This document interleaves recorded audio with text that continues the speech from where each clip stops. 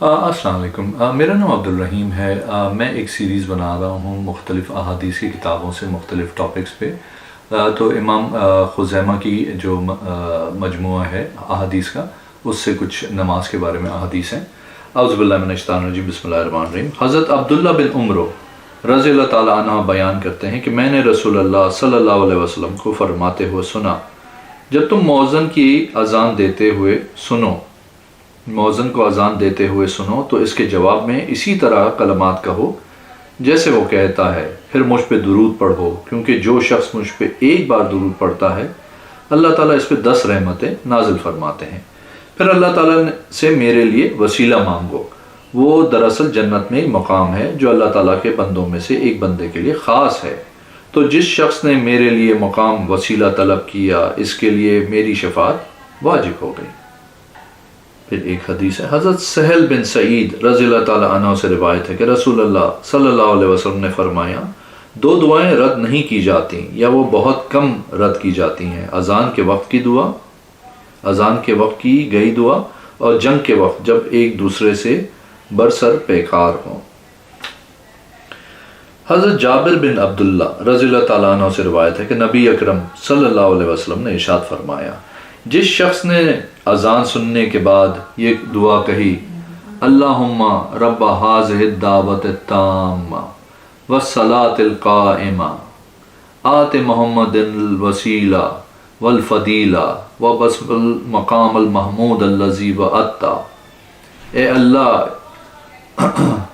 اس مکمل پکار اور قائم ہونے والی نماز کے رب، محمد صلی اللہ علیہ وسلم کو وسیلہ و بلند مرتبہ عطا فرما اور انہیں اس مقام محمود پہ پہنچا دے جس کا تو نے ان سے وعدہ فرمایا ہے، تو اس شخص کے لیے قیامت والے دن میری شفاعت لازم ہو جاتی ہے۔ ایک اور حدیث ہے، حضرت سعد بن ابی وقاص رضی اللہ تعالیٰ عنہ بیان کرتے ہیں کہ رسول اللہ صلی اللہ علیہ وسلم نے فرمایا، جو شخص مؤذن کی آواز سن کے یہ کلمات کہتا ہے، وَأَنَا أَشْهَدُ اللہ الہ الا اللہ وحدہ لا شریک لہ وان محمدًا عبدہ ورسولہ، رضیت باللہ ربا وبمحمد رسولا وبالاسلام دینا، اور میں بھی گواہی دیتا ہوں کہ اللہ تعالیٰ کے سوائے کوئی معبود برحق نہیں، وہ اکیلا اور وہ یکتا ہے، اس کا کوئی شریک نہیں، اور بے شک محمد صلی اللہ علیہ وسلم اس کے بندے اور رسول ہیں۔ میں اللہ تعالیٰ کے رب ہونے، محمد صلی اللہ علیہ وسلم کے رسول ہونے اور اسلام کے دین ہونے پہ رضامند ہوں تو اس کے گناہ بخش دیے جاتے ہیں۔ ایک اور حدیث ہے، حضرت عثمان بن ابی عاص رضی اللہ تعالیٰ عنہ سے مروی ہے کہ وہ فرماتے ہیں، میں نے عرض کیا، اے اللہ کے رسول صلی اللہ علیہ وسلم، مجھے قرآن مجید سکھائیں اور مجھے میری قوم کا امام مقرر کر دیں۔ وہ کہتے ہیں، لہٰذا آپ نے فرمایا صلی اللہ علیہ وسلم، تو ان کا امام ہے، ان کے کمزور و ناتواں شخص کا خیال رکھنا، جماعت کرانا، مؤذن ایسے شخص کو مقرر کرنا جو اپنی اذان پہ اجرت نہ لے۔ ایک اور حدیث ہے، حضرت عبداللہ بن عمر رضی اللہ تعالیٰ عنہ نبی اکرم صلی اللہ علیہ وسلم سے روایت کرتے ہیں کہ آپ صلی اللہ علیہ وسلم نے فرمایا، حضرت بلال رضی اللہ تعالیٰ عنہ رات کے وقت اذان دیتے ہیں تو تم سحری کھاتے پیتے رہو حتیٰ کہ حضرت ابن ام المکتوم اذان کہیں تو تم رک جاؤ۔ ایک اور حدیث ہے، حضرت انس بن مالک رضی اللہ تعالیٰ عنہ بیان کرتے ہیں کہ رسول اللہ صلی اللہ علیہ وسلم نے فرمایا، اذان اور اقامت کے درمیان دعا رد نہیں کی جاتی، لہٰذا تم دعا مانگا کرو۔ ایک اور حدیث ہے، حضرت انس رضی اللہ تعالیٰ عنہ سے بیان ہے کہ نبی اکرم صلی اللہ علیہ وسلم اور آپ کے صحابہ کرام رضی اللہ تعالیٰ ان بیت المقدس کی طرف منہ کر کے نماز ادا کرتے تھے، پھر جب یہ آیت آئی، فَوَلِّ وَجْهَكَ شَطْرَ الْمَسْجِدِ الْحَرَامِ، اپنے چہرے کو مسجد کی طرف پھیر لیجئے، تو بنو سلمہ کا ایک شخص گزرا، ایک آدمی گزرا جبکہ وہ نماز فجر کے رکوع میں تھا، تو اس نے انہیں پکارا، خوب جان لو کہ قبلہ کعبہ شریف کی طرف بدل دیا گیا ہے، تو وہ رکوع ہی کی حالت میں کعبہ شریف کی طرف مڑ گئے۔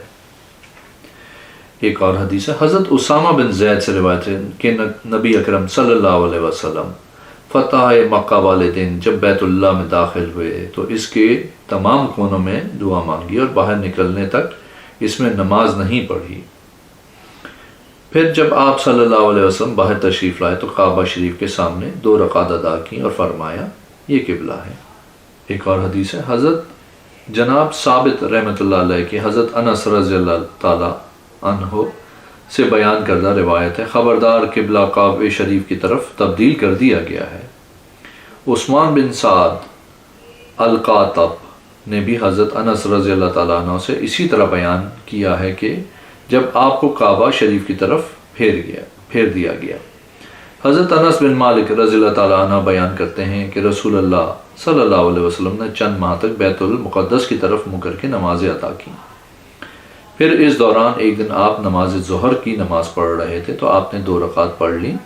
جب آپ کو کعبہ شریف کی طرف پھیر دیا گیا تو کم عقل لوگوں نے کہا ما ولاہم عن قبلاتہم التی کانوا علیہا، یہ لوگ جس قبلے پہ تھے انہیں اس سے کس چیز نے ہٹایا۔ ایک اور حدیث ہے، حضرت ابن عمر رضی اللہ تعالیٰ عنہ سے روایت ہے کہ اہل قیا بیت المقدس کی طرف منہ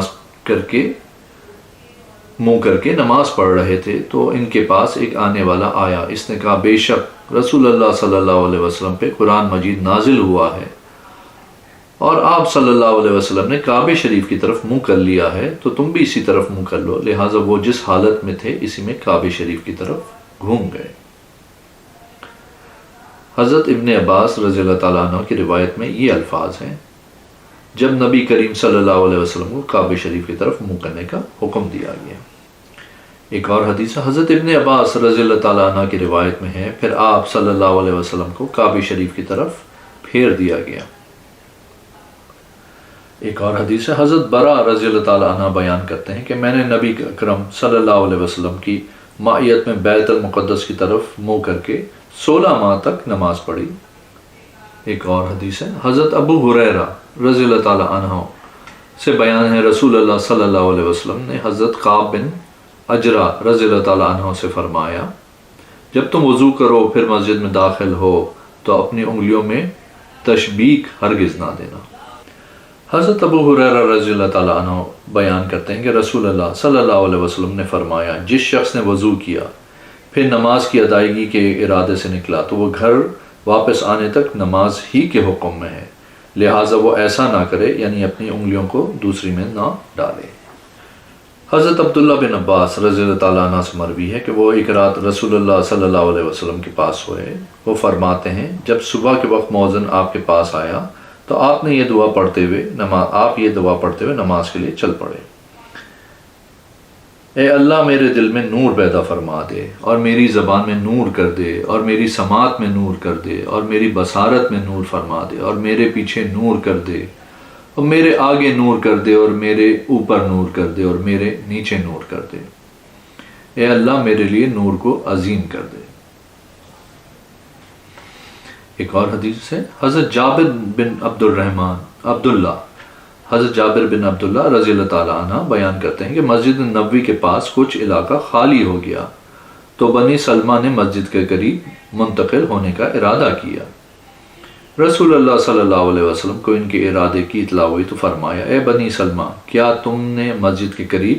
منتقل ہونے کا ارادہ کیا ہے؟ انہوں نے عرض کی جی ہاں۔ تو آپ صلی اللہ علیہ وسلم نے فرمایا اے بنی سلمہ اپنے گھروں ہی میں ٹھہرے رہو، تمہارے قدموں کے نشان لکھے جاتے ہیں، یعنی پیدل چل کے مسجد آنے کا ثواب لکھ دیا جاتا ہے۔ آپ نے یہ بات 3 مرتبہ فرمائی۔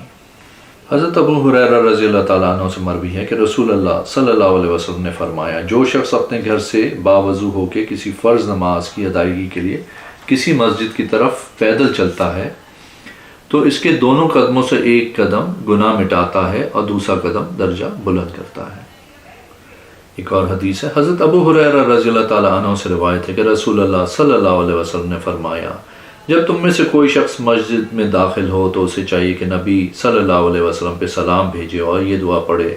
اللہم افتح ابواب رحمت، اے اللہ میرے لیے اپنی رحمت کے دروازے کھول دے، اور جب وہ مسجد سے باہر نکلے تو نبی صلی اللہ علیہ وسلم پہ سلام پڑھنا چاہیے، نیز یہ دعا پڑھے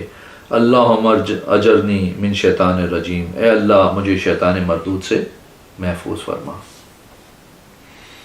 ایک اور حدیث ہے، حضرت سعد بن ابی وقاص رضی اللہ تعالیٰ عنہ سے روایت ہے کہ ایک شخص نماز کے لیے آیا